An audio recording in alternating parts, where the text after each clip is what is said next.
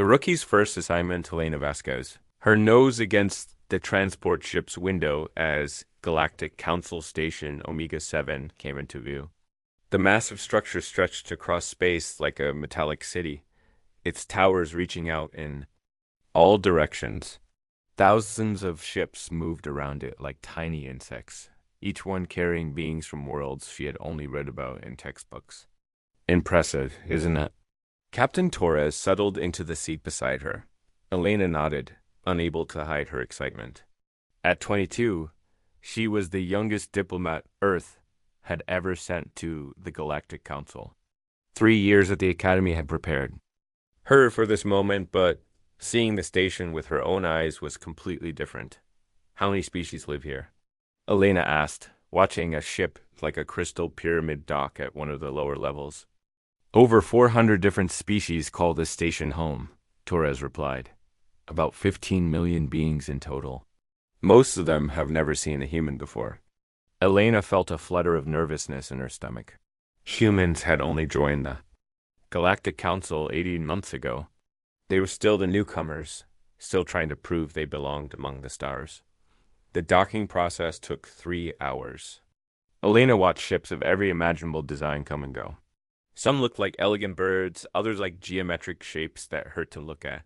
When their transport finally connected to the station, she grabbed her single bag and followed Captain Torres through the airlock. The first thing that hit her was the smell. It wasn't unpleasant, just completely alien. The air tasted of ozone and something sweet she couldn't identify.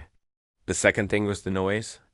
Hundreds of voices filled the corridors, speaking in languages that sounded like music. Clicking sounds and electronic beeps. The corridor was enormous, with a ceiling that disappeared into shadows above. Beings walked, crawled, and floated past them. Elena saw tall, thin creatures with 6 arms helping smaller, furry beings carry packages. A group of what looked like living rocks was having an animated conversation near a food vendor. Stay close, Torres warned.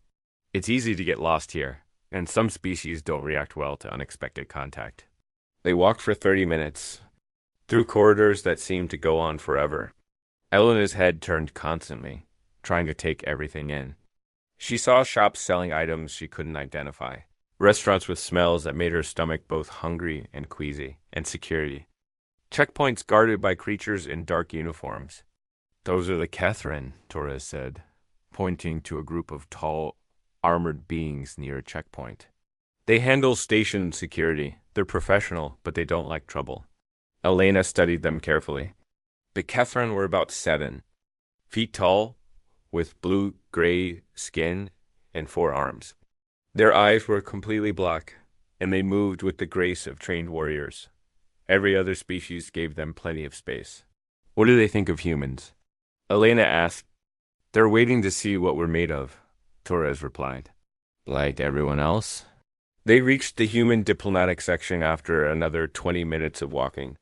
It was much smaller than the other areas Elena had seen, with only a dozen rooms. And offices. The walls were painted in familiar Earth colors. And she could hear English being spoken for the first time since leaving the transport. This is your office, Torres said, stopping at a door marked with Elena's name. Get settled, then meet me in the briefing room in 1 hour. We need to discuss your first assignment. Elena's office was small but comfortable. It had a desk, a chair, and a window that looked out into space. She unpacked her few belongings and put on her diplomatic uniform. The dark blue fabric felt reassuring against her skin, reminding her of home. The briefing room was down the hall. Torres was waiting with a tablet full of information and a cup of something that smelled like coffee. Your first assignment is complex, Torres began, pulling up a holographic display. There's a criminal organization called the Syndicate that's been attacking peaceful species throughout this sector. They capture beings and sell them as slaves, steal resources, and destroy anyone who opposes them. Elena studied the display, which showed star maps with red marks indicating attack sites. How long has this been going on? About 6 months. The Galactic Council has been trying to negotiate with the affected species, but many of them are too scared to cooperate. Some blame the council for not protecting them. What's my role in this? Torres switched to a different display showing various alien species. Tomorrow you'll be attending a meeting with representatives from 12 different species. Your job is to listen, take notes, and help find a solution that everyone can agree on. Elena felt the weight of responsibility settle on her shoulders. What if I make a mistake? You won't, Torres said confidently. I've read your file. You graduated top of your class in both xenobiology and conflict resolution. You speak 9 alien languages, and you've never backed down from a challenge? If anyone can help solve this crisis, it's you. The next morning, Elena arrived at the council chambers early. The room was enormous, with a circular table that could seat hundreds of beings. Representatives from 12 species were already there, and the tension in the air was thick enough to cut Ambassador Kellen. A tall being with silver skin and 3 eyes called the meeting to order. Friends, we are here to discuss the syndicate threat and find a solution that protects all our peoples. Elena took her seat and activated a translation device. The first speaker was a representative from the Velti, a species of small, bird-like beings whose world had been attacked 3 times. The council promises protection, but where were you when the syndicate burned our colonies? The Velti representative chirped angrily. Our children are gone, sold to the highest bidder, and you offer us words. A representative from the Morvac, a species of large insect-like beings, clicked his mandibles in agreement. Our mining stations have been destroyed. Our workers are dead or missing. The council's response has been inadequate. Elena listened carefully as each species shared their grievances. The pattern was clear. The syndicate was targeting smaller, weaker species that couldn't defend themselves. The council was trying to help, but their efforts were too slow and too limited. Perhaps, Elena said when there was a break in the discussion, we should consider a different approach. The room fell silent. All eyes turned to her, and Elena felt her heart racing. This was her first time speaking in an official council meeting. Please continue, Representative Vasquez, Ambassador Kellen said. Elena stood up, her legs feeling shaky. The syndicate is successful because they attack isolated targets. They pick off species one at a time when they're alone and scared. But what if we change that dynamic? How? Asked the Velti representative. By working together. Instead of trying to defend each world separately, we create a mutual defense network. When one species is attacked, all the others respond immediately. A representative from the Therian, a species of energy beings, flickered with interest.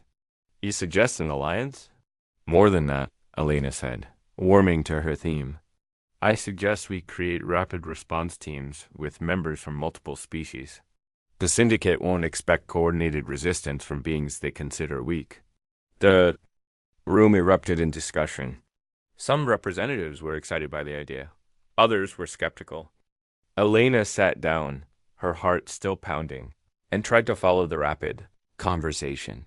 That's when the alarm started. Red lights flashed throughout the chamber as an automated voice announced, "Station alert. Hostile vessels detected. All civilians. Report to secure areas immediately." The chamber descended into chaos. Representatives from different species began shouting in their native languages, trying to understand what was happening. Elia's translation device couldn't keep up with the overlapping voices. Ambassador Kellen stood up, his silver skin now glowing with urgency. Please, everyone remain calm.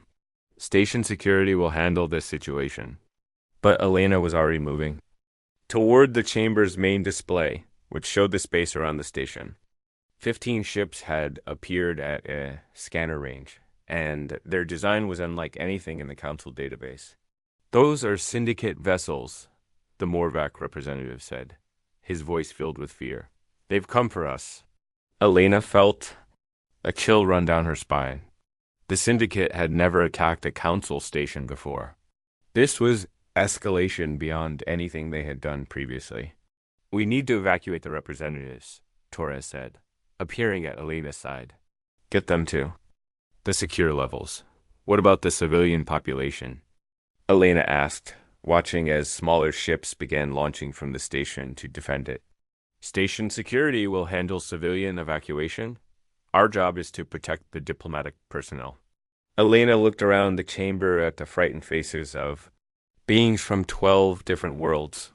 These representatives had come here seeking help, and now they were trapped in the middle of an attack. No, she said quietly. What? Torres asked.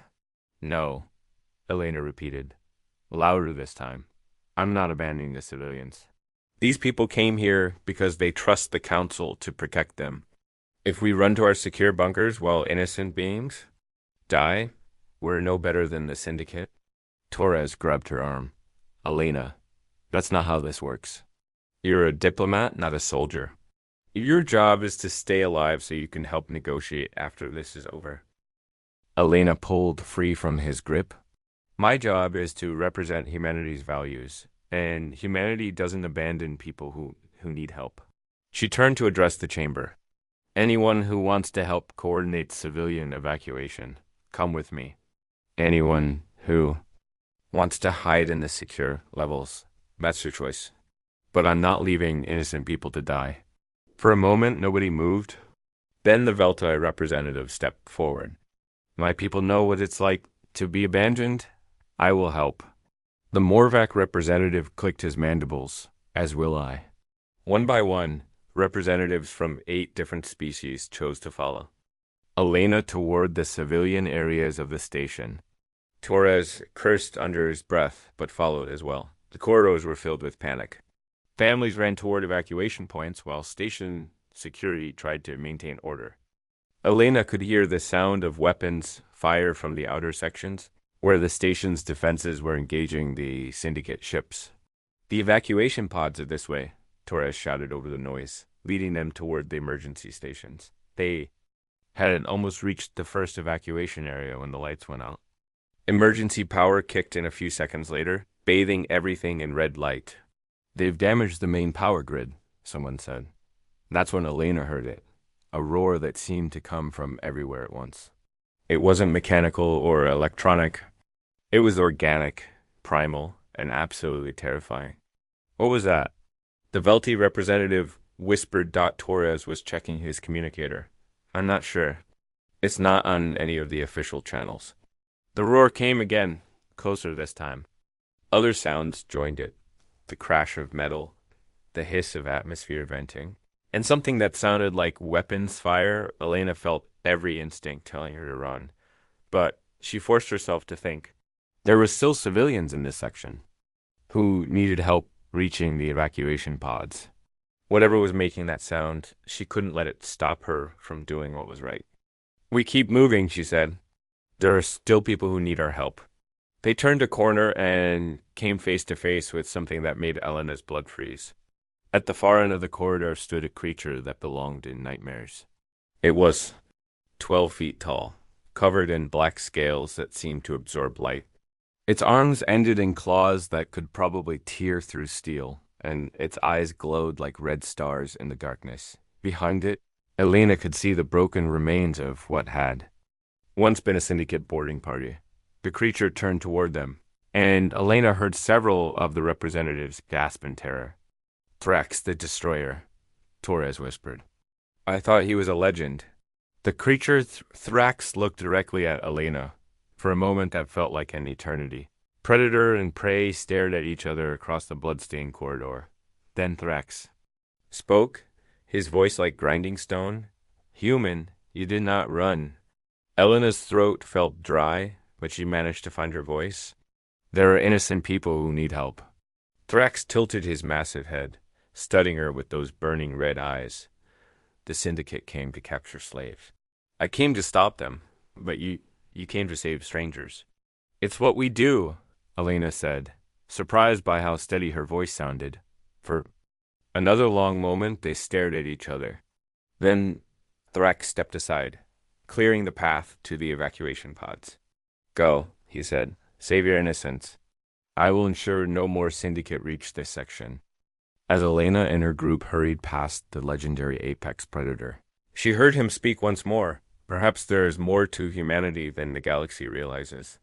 The apex predator's oath, 3 days after the Syndicate attack on Station Omega 7, Elena found herself in a situation she never could have imagined. She was sitting across from Thrax the Destroyer in a private meeting room, discussing strategy while the galaxy's most feared predator drank something that looked like liquid metal. The Syndicate has 17 major bases, Thrax said, his voice rumbling like distant thunder. They believe themselves safe because no one has ever successfully tracked them through hyperspace. Elena studied the holographic display showing known Syndicate locations. But you have? I have hunted them for 7 years, ever since they destroyed my homeworld and killed my clan. Elena looked up from the display, surprised. I thought you were just a mercenary who fought for the highest bidder. Thrax's red eyes seemed to dim for a moment. That is what I allowed the galaxy to believe. It was easier than explaining that the last of the Vorthok was seeking vengeance. The last of your species. The Syndicate tested a new weapon on my world, a virus that was supposed to make my people docile, easier to control. Instead, it killed 99% of us within days. I survived only because I was off-world when it happened. Elena felt a chill run through her. That's horrible. I'm so sorry. Your sympathy is noted, but sympathy does not bring back the dead. Thrax leaned forward, his massive frame making the chair creak. What interests me is your actions during the attack. You could have fled to safety, but you chose to help strangers instead. That's what anyone would have done. No, Thrax said firmly. That is what humans do. I have observed hundreds of species over the centuries. Most flee from danger. Some fight to protect their own kind. But only humans consistently risk themselves for complete strangers. Elena wasn't sure how to respond to that. Captain Torres thinks I'm too reckless. Captain Torres thinks like a soldier? You think like a leader? Thrax stood up, his full height making the room feel suddenly smaller. I have a proposition for you. What kind of proposition? Help me destroy the Syndicate. Your diplomatic immunity will get us access to places I cannot reach alone. My knowledge and abilities will help us succeed where the Council has failed. Elena stared at him. You're asking me to abandon my diplomatic duties to go on a personal revenge mission? I am asking you to prevent the Syndicate from destroying more worlds like they destroyed mine. How many species will die while the Council debates and forms committees? Elena thought about the representatives she had met, their fear and frustration with the Council's slow response. What exactly are you proposing? The Syndicate's next target is the Kellen system. 3 billion beings live there, mostly refugees from previous attacks. They have no defenses and nowhere to run. The attack happens in 6 days. How do you know this? I interrogated the survivors from the boarding party. Thrax's expression was unreadable. They were quite cooperative once they realized who I was. Elena felt another chill. She was beginning to understand why the galaxy feared this being. What can the two of us do against an entire fleet? More than you might think. The Syndicate relies on fear and overwhelming force. They're not prepared for opponents who fight intelligently. Over the next hour, Thrax explained his plan. It was audacious, dangerous, and probably impossible. It was also the only chance the Callan system had. I need to report this to Captain Torres, Elena said finally. Your Captain Torres will forbid it. He will say it is too dangerous that you should wait for official authorization. Maybe he's right. Thrax studied her carefully. Tell me, Elena Vasquez, what did you become a diplomat to do? Follow orders and fill out paperwork or actually help people? Elena didn't answer immediately. She thought about the Velti representative whose children had been sold into slavery. She thought about the Morvac who had lost their workers too. Syndicate raids. She thought about 3 billion beings in the Kellen system who had no idea what was coming for them. If we do this, she said slowly, and we somehow survive, what happens then? Then we do it again and again. Until the Syndicate is destroyed and the galaxy is safe. That could take years. Yes, Elena took a deep breath. I'll need to make arrangements. Captain Torres will have to know something, even if I can't tell him everything. Agreed. But Elena ... Thrax's voice became even more serious. Once we begin this path, there is no turning back. The Syndicate will mark you for death, just as they marked me. Are you prepared for that? Elena thought about her comfortable life on Earth, her family, her future in the diplomatic corps. Then she thought about the terrified families fleeing through the station corridors during the attack. Yes, she said, I'm prepared. 5 days later, Elena and Thrax were aboard a stolen Syndicate scout ship, approaching the Kellen system. Elena had never been in a spacecraft so small, and she was beginning to understand why most humans preferred larger vessels. The main fleet will arrive in 18 hours, Thrax said, checking their instruments. We need to be in position before then. Elena was studying the Syndicate's battle plans, which Thrax had somehow acquired. They're planning to attack the refugee centers. Maximum psychological impact. Standard Syndicate tactics. Create panic, break resistance, then capture survivors for the slave markets. Elena felt sick thinking about it. How do we stop an entire fleet with one small ship? We don't stop them. We turn them against each other. Over the next several hours, Thrax explained the details of his plan. The Syndicate fleet consisted of ships from dozens of different criminal organizations, all working together for profit. But their alliance was fragile based on fear of their leader rather than genuine loyalty. If we can make them believe they're betraying each other, they'll destroy themselves, Thrax said.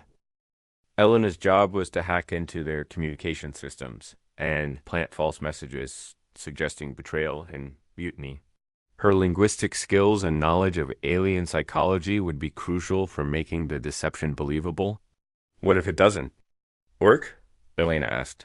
Then we die, and 3 billion innocent beings die with us. Elena nodded grimly. No pressure then. When the Syndicate fleet arrived, it was even larger than Elena had expected. 47 ships of various sizes, from small raiders to massive dreadnoughts. Their firepower could reduce the Kellen system's 3 inhabited worlds to ash within hours. Beginning phase 1, Elena said, activating the communication hacking system. The first message she sent was designed to look like it came from the fleets. Second in command to a group of mid-level captains. Lord Vex suspects treachery. Be ready to act when I give the signal. The second message appeared to come from Lord Vex himself to his most trusted lieutenants. The captains are planning mutiny. Prepare to eliminate them? Elena watched the fleet's communication channels light up with confused and angry responses. Ships began changing formation, weapon systems powering up as crews prepared for battle. It's working, she said, barely able to believe it, but then everything went wrong. One of the Syndicate captains, smarter than the others, realized they were being manipulated. Within minutes, the entire fleet was scanning for the source of the false messages. They found us, Thrax said calmly as alarms began screaming throughout their small ship. Elena watched in horror as a dozen Syndicate vessels turned in their direction, weapons charging. We're going to die. Not yet, Thrax said, and Elena heard something in his voice she hadn't heard before. Excitement. What happened next would become legend throughout the galaxy. Thrax revealed that their small ship wasn't just a scout vessel, it was packed with experimental weapons he had been developing for 7 years. The ship transformed around them, armor plates sliding into place, hidden weapon ports opening, and a cloaking device activating. How is this possible? Elena gasped as their ship seemed to vanish from the Syndicate sensors. 7 years of preparation. Thrax replied, I told you this was personal. The battle that followed was unlike anything in recorded galactic history. A single small ship danced between 47 larger vessels, appearing and disappearing like a ghost. Every time the Syndicate fleet thought they had cornered their target, it vanished and reappeared somewhere else, weapons blazing. Elena's job was to coordinate their attacks using her knowledge of alien psychology. She identified which ship were crewed by which species, then helped Thrax exploit their individual weaknesses. B insectoid threats were vulnerable to specific sound frequencies. The cybernetic columns could be disabled by electromagnetic pulses. The predatory nexer could be confused by false scent trails. Behind you? Elena shouted as 3 ships tried to surround them. Thrax spun their vessel in a maneuver that should have been impossible, simultaneously firing at all 3 attackers. His piloting was beyond anything Elena had ever seen, part technology, part instinct, and part sheer predatory cunning. The battle lasted 4 hours. When it ended, the Syndicate fleet was either destroyed or fleeing in panic. The Kellen system was safe. Elena slumped in her chair, exhausted and shaking. I can't believe we survived that. We did more than survive, Thrax said, studying the sensor readings. We sent a message to every criminal organization in the galaxy. The Syndicate is not invincible. Over the following weeks, word of the battle spread throughout known space. The story grew with each telling. A young human diplomat and the legendary Thrax the Destroyer had defeated an entire Syndicate fleet. Some versions claimed Elena had single-handedly outmaneuvered 47 ships. Others said Thrax had destroyed the entire fleet with his bare claws. The truth, Elena realized, was less important than the symbol they had become. Hope was spreading to species that had lived in fear for months, but with fame came danger. The Syndicate put a bounty on both their heads that was larger than the GDP of some worlds. Other criminal organizations began hunting them. Several galactic governments declared them terrorists for operating outside official channels. Elena found herself in a situation she had never imagined. She was now one of the most wanted beings in the galaxy, partnered with a creature most species considered a monster. Do you regret it?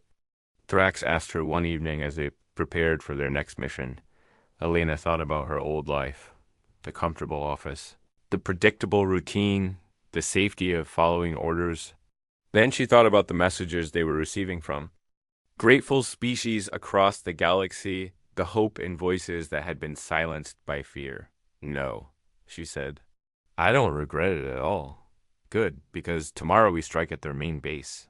The assault on the Syndicate's primary stronghold was there. Most dangerous mission yet. The base was hidden in an asteroid field, protected by automated defenses and patrolled by a fleet of warships. It had never been successfully attacked in its 50-year history. Elena spent days preparing for the infiltration. She had to learn the speech patterns of 12 different criminal species, memorize the base's layout, and master the use of Thrax's advanced technology. Remember, Thrax said as they approached the base, once we're inside, we have exactly 80 minutes before their security systems detect us. What happens after 80 minutes? We either succeed in our mission, or the base is self-destruct. System activates. Elena felt her stomach tighten. Self-destruct? The Syndicate leaders would rather die than be captured. They have enough explosives to destroy everything within a 100-kilometer radius, including us. The infiltration went perfectly for the first 17 minutes. Elena's disguise and language skills got them past 3 security checkpoints. Thrax's stealth technology kept them invisible to the automated sensors. They reached the central command center with 30 seconds to spare. Then they discovered the truth that changed everything. The Syndicate wasn't just a criminal organization. They were being funded and directed by the hegemony, a coalition of powerful species that controlled much of the galaxy's economy. The slavery, the raids, the destruction of entire worlds, it was all part of a plan to weaken smaller species and consolidate power. We have to warn the Council, Elena said, copying the data files. The Council already knows, Thrax replied, his voice filled with cold fury. Look at the communication logs. Elena stared at the screen in horror. High-ranking Council officials had been receiving reports about the hegemony's involvement for months.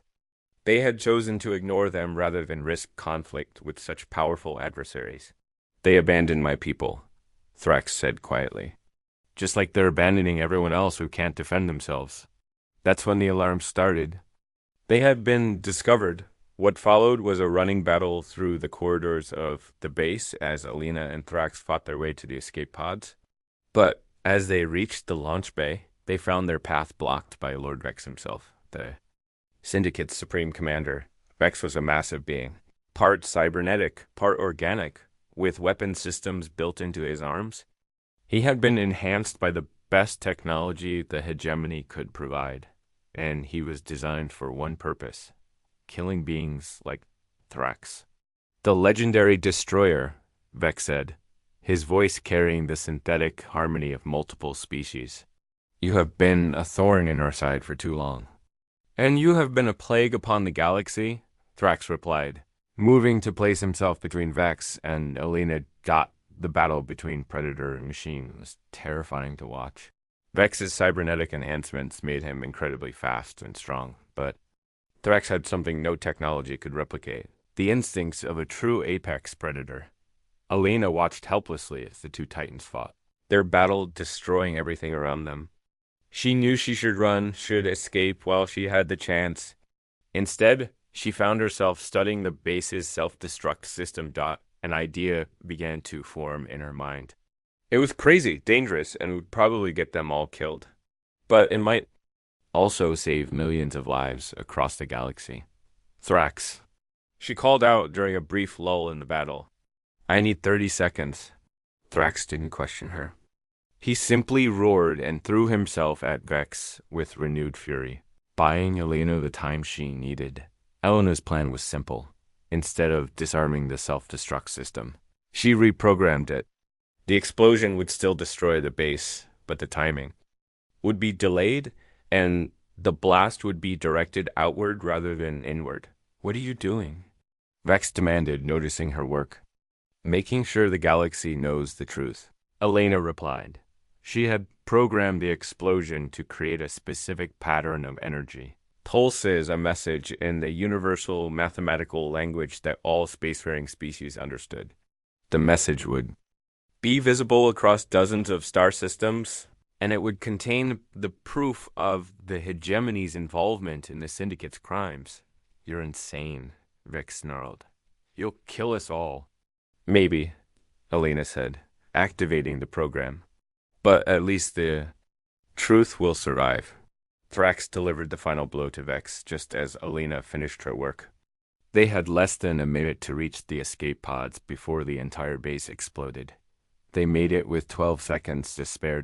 As their small escape pod raced away from the dying base. Alina watched the explosion light up the asteroid field. The energy pattern was perfect, broadcasting the truth about the hegemony's crimes to anyone with the technology to receive it. You realize what you've done? Thrax asked, studying the expanding wave of energy. I've made sure the galaxy knows who the real enemy is. You've also made yourself the most wanted being in known space. The hegemony will never stop hunting you. Alina thought about that. She was 22 years old, and she had just declared war on the most powerful coalition in the galaxy. It should have terrified her. Instead, she felt oddly calm. Then I guess I'll need protection, she said. Thrax turned to look at her, his red eyes burning with an intensity she had never seen before. For a long moment, the legendary apex predator was silent. Then he did something that shocked Alina too. Her core. He knelt.